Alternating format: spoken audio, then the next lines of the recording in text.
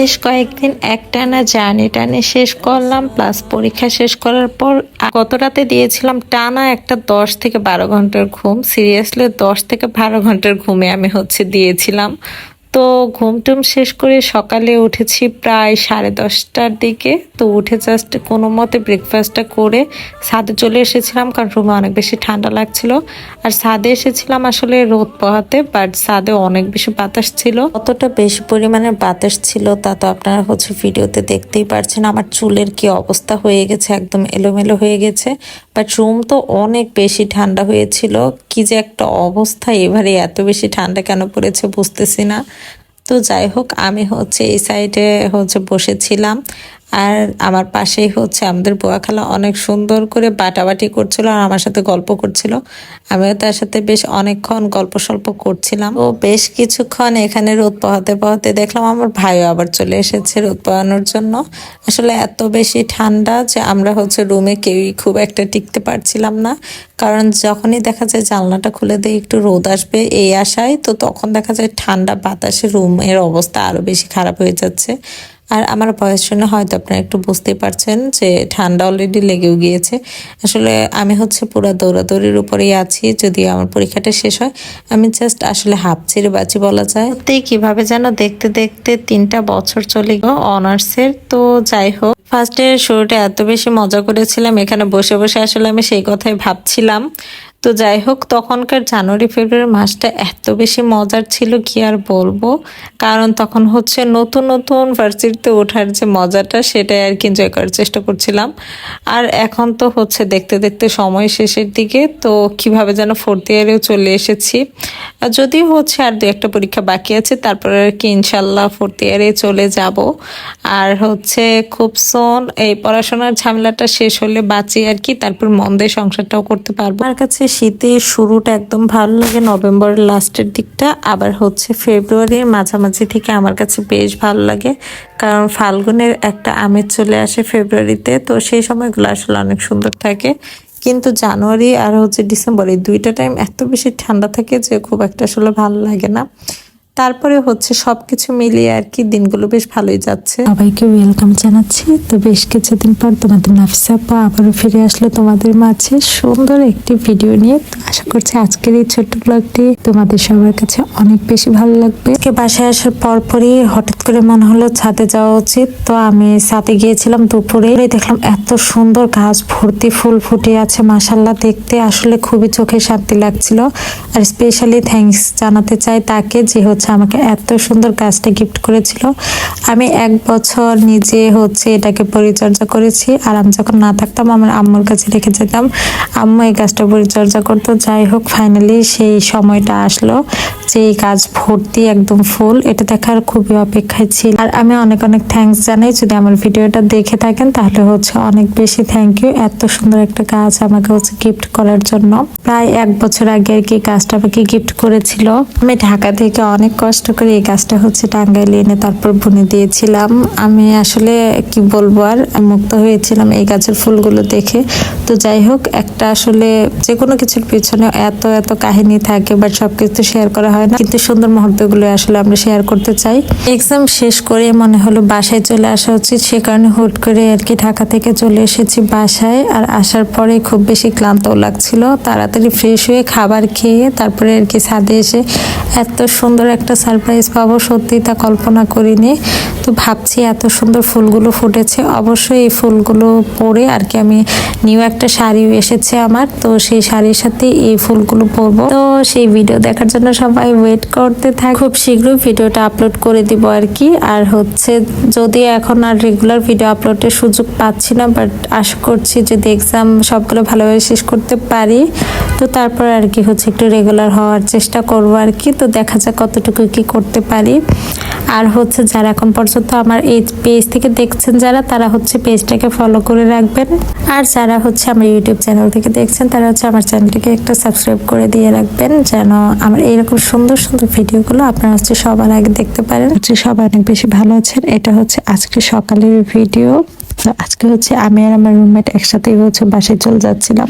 একদম সকাল সকাল ঘুম থেকে উঠে দুজনেই রেডি হয়ে কাঁপতে কাঁপতে আমাদের হোস্টেল থেকে বের হয়ে পড়েছিলাম। তো যাই হোক, এখানে আমরা হচ্ছে বেশ মজা করছিলাম, কিছুটা হচ্ছে স্ন্যাপ নেওয়ার চেষ্টা করছিলাম। গিয়েছিলাম মাত্র একদিনের জন্য, আসলে আমার একটা পরীক্ষা ছিল। তো পরীক্ষা শেষ করার পর রাতে হচ্ছে আমরা এত বেশি মজা করেছি, সারা রাত বলতে গেলে আমরা ঘুমাইনি। আমরা হচ্ছে মজা করে পিঠা খাচ্ছিলাম, আবার হচ্ছে ও সব ধরনের হচ্ছে নেল পালিশ গুলো এনে দিচ্ছিল যে আমি যেন হচ্ছে দিই। যাই হোক, আর বাসায় আসার জন্য ভাবলাম যে একটু রিল্যাক্সে যাব, তার জন্য 2টা সিট নিয়ে খুব বেশি শান্তি করতে করতে আসছিলাম। বাট মাঝখানে হচ্ছে রাস্তায় বেশ ভালো একটু গ্যাঞ্জামের শিকার হয়েছিলাম। আসলে ফার্স্টে আমাদের বাসটাতে কি যে হয়েছিল বুঝলাম না। প্রথমে হচ্ছে পুলিশে ধরে 1 ঘন্টা হচ্ছে ওয়েট করতে হয়েছে সেখানে, মানে হচ্ছে বাসের মনে হয় কাগজপত্র নিয়ে কোনো একটা ঝামেলা ছিল। তো সেই কারণে বেশ অনেকক্ষণ সেখানে হচ্ছে থেমেছিল। আমি কিন্তু অনেক ভোর টাইমে আর কি রওনা দিয়েছিলাম, তারপরেও আর কি আসলে লাক ফেভার করেনি হয়তো, যার কারণে আস্তে আস্তে প্রায় হচ্ছে 1:30টার মতো বেজে যায়। গাজীপুর পার হওয়ার পরে মেবি মৌচাক সাইডে সেখানে গার্মেন্টস কর্মীরা হচ্ছে রাস্তা ব্লক করে দিয়েছিল। তো তারপর পুলিশদের সাথে বেশ একটা ঝামেলা হয়েছিল, তো আপনারা তো দেখতেই পাচ্ছেন।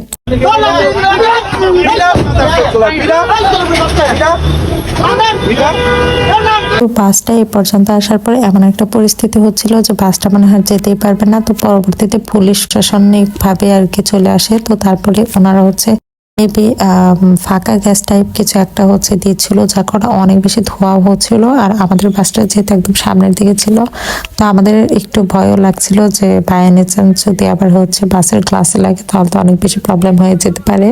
আর তারপর হচ্ছে সেই কর্মীদের ইচ্ছা মতো পুলিশে মেরেছিল। তো এখন কি আর বলবো, আসলে পরিস্থিতিটা আমাদের দেশের এখন এইরকম, কখনোই দেখা যায় নর্মাল থাকে না।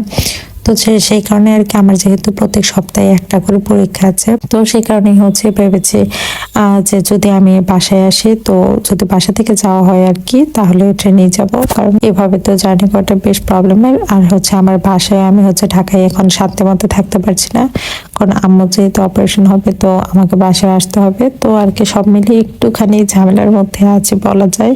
বাট আশা করছি ফেব্রুয়ারির মধ্যে সব ধরনের প্রবলেম শেষ করতে পারবো ইনশাল্লাহ। আর তারপর হচ্ছে রেগুলার ব্লগ আপলোড করতে পারবো। আসলে এত বেশি অগোছালো সময় যাচ্ছে, ভেবেছিলাম 2026-এর শুরু থেকে অনেক সুন্দর করে সবকিছু গুছিয়ে শুরু করতে পারবো। বাট আসলে আমরা যত সুন্দরভাবে প্ল্যান করি আসলে সবকিছু তো আর সেভাবে হয় না।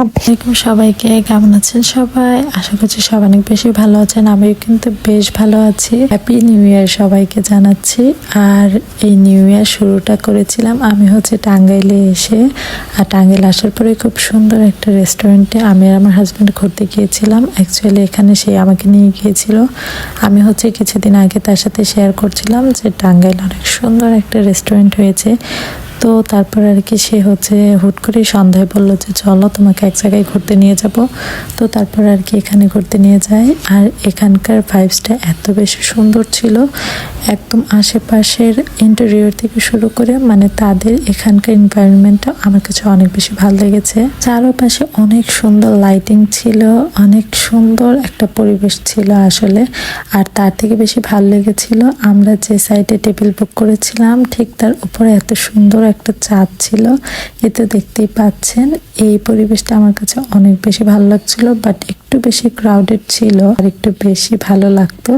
তো যাই হোক, যেহেতু এটা নিউলি লঞ্চ হয়েছে টাঙ্গাইলে, যার কারণে ভিড়টা অনেক বেশি ছিল। আর হয়তো আস্তে আস্তে আর কি একটু নর্মাল হতে পারে, বাট এই সাইডটাতে ভালো লেগেছে। প্লাস এখানকার খাবার কোয়ালিটিও মোটামুটি বেশ ভালোই ছিল। তো আপনারা তো দেখতেই পাচ্ছেন এই সাইডে কিন্তু ভিডিও প্লাস হচ্ছে ছবিগুলো অনেক সুন্দর এসেছিল। আমি হচ্ছে নেক্সট ভিডিওতে শেয়ার করব। হ্যালো এভরিওয়ান, আসসালামু আলাইকুম সবাইকে। সবাই কেমন আছেন? আশা করছি সবাই অনেক বেশি ভালো আছেন। তা বেশ অনেকদিন পর কিন্তু আপনাদের নাফিসা আপু চলে এসেছে ছোট্ট একটি শর্ট ব্লগ নিয়ে। আশা করছি আজকের এই শর্ট ব্লগটি আপনাদের সবার কাছে অনেক বেশি ভালো লাগবে। এবার ঢাকা থেকে আসার সময় মনে হলো যে একটা ওভারকোট কেনা উচিত, কারণ এবার কিন্তু আগের তুলনায় বেশ অনেকটাই ঠান্ডা পড়েছে। তো ওভারকোট ছাড়া চলছিলই না, তো সে কারণে আর কি সুন্দর একটা ওভারকোট কিনে নিয়ে এসেছি। আর এটা দেখার পর তো আমার ভাই বারবারই বলছিল আমাকে নাকি একদম ফরেনারদের মতোই লাগছে। আর এই ওভারকোটটা আমার কাছে অনেক বেশি পছন্দ হয়েছিল, কারণ এটার কালারটা খুবই মাইল্ড ছিল। আমার আবার হচ্ছে অনেকে দেখা যায় রেড কালার বা হচ্ছে ইয়েলো টাইপের কালার অনেক বেশি পছন্দ করে, আমার আবার সেরকম ওই কালারগুলো পছন্দ না। তো যে কারণে হচ্ছে আমি এই কালারটাই নিয়েছিলাম। তো যাই হোক, এখন হচ্ছে মজার একটা খাবার খাচ্ছিলাম। পাপড়ি কিন্তু ছোটবেলা থেকে আমার কাছে অনেক বেশি পছন্দের একটা খাবার, আর বড় হওয়ার পর তো আবার হচ্ছে পেয়েছি, আবারও সে আগের মতো খাওয়াই শুরু করেছে একদম। দেখে আপনারা বুঝতেই পারছেন, কারণ আজকে তো আমি অনেক বেশি খুশি, কারণ ইউটিউবের যে টাকাটা সেটা হচ্ছে আমি আজকে উঠিয়েছি। তো সেদিন হচ্ছে সকাল সকাল ঘুম থেকে ওঠার পরেই দেখলাম যে ব্যাংক থেকে মেসেজ এসেছে। তারপরেই হচ্ছে ব্যাংকে চলে যাচ্ছিলাম টাকাটা তোলার জন্য। যাওয়ার সময় যেহেতু হচ্ছে আমার হাতে টাকা ভাঙতে ছিল না, তো এই পাশে এসেছিলাম টাকা ভাঙতে করার জন্য। আর এখানে দেখলাম বেশ সুন্দর হচ্ছে সবজি উঠেছে, ভাবলাম আগে টাকাটা তুলে নিয়ে আসবো, তারপরে এখান থেকে হচ্ছে কিছু সবজি নেব। আর এই তো দেখতেই পাচ্ছেন ব্যাংক থেকে কিন্তু আমি হচ্ছে টাকাটা নিয়েছি।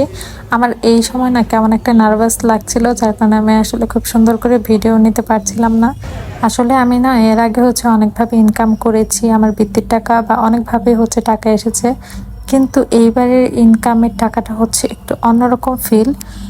কারণ হচ্ছে মানে ইউটিউব বা ফেসবুক এগুলোর মধ্যে যে আসলে কতটা কষ্ট করা হয় বা কতটা কষ্ট করতে হয়, যারা এই প্ল্যাটফর্মে আছেন আপনারা সবাই জানেন। আর টাকা উঠিয়ে আম্মুর জন্য হচ্ছে একজোড়া চুড়ি আর তার পছন্দের কিছু খাবার নিয়ে এসেছিলাম। আর দিনটা আসলে অনেক বেশি সুন্দর ছিল। আমি হচ্ছে মার্কেট সাইড দিয়ে যাওয়ার সময় দেখছিলাম প্রত্যেকটা দোকানে কি সুন্দর করে ফুল দিয়ে সাজানো। আচ্ছা, এখন বলে দিচ্ছি, আমি যেহেতু এই ভিডিওটা দুইটা ইউটিউব চ্যানেলে ছাড়বো, আমার হচ্ছে ফার্স্ট চ্যানেল, সেখান থেকেই কিন্তু অবভিয়াসলি এই টাকাটা আমি হচ্ছে ওঠাতে পেরেছি। আর সেকেন্ড যে চ্যানেল, এটা কিন্তু একেবারে নতুন একটা চ্যানেল, সো এখানে কিন্তু এখন পর্যন্ত মনিটাইজ করা হয়নি। তো এটা হচ্ছে আমার ফার্স্ট চ্যানেলের আর কি পেমেন্টটা আমি হচ্ছে এই মাসেরটা উঠালাম।